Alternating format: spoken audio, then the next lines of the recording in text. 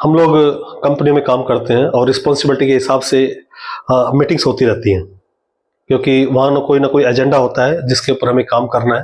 मान लीजिए कि एक सीएफटी मीटिंग है जिसके अंदर ओई को इम्प्रूव करना है। अब ओई इम्प्रूव करनी है तो उसमें डिफरेंट डिपार्टमेंट होते हैं जिनका रोल होता है, और वो लोग मीटिंग में आए हुए होते हैं, और हर एक के पॉइंट के हिसाब से, हर एक के टास्क के हिसाब से सब लोग अपनी अपनी टारगेट डेट देते हैं।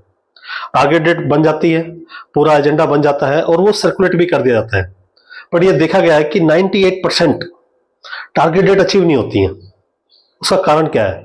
उसका कारण ये है कि हम लोग उस टाइम के लिए तो टारगेट डेट दे देते हैं कि कैसे ही ये मीटिंग खत्म हो, और फिर एक टाइम मिल जाता है और उस टाइम में हम अपनी मर्जी से काम करते हैं, कोई शेड्यूल नहीं होता और फायर फाइटिंग में फंस जाते हैं। तो इसके लिए करना क्या है कि हमें जो टारगेट डेट देनी है वो सोच समझ के देनी है।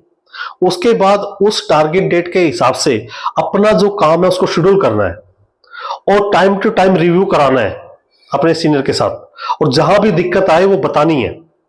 हम एंड ऑफ द डेट, जब टारगेट डेट आ गई है जब बोलते हैं तो कुछ नहीं हो पाता, और क्या होता है कि हमारा जो आउटपुट आना होता है वो आता नहीं है, जिसकी वजह से कंपनी सफर करती है। तो हमें सोचना है कि हम लोग जॉब करने जा रहे हैं, जो हमारी रिस्पॉन्सिबिलिटी है वो हमें फुलफिल करनी है किसी भी हालत में।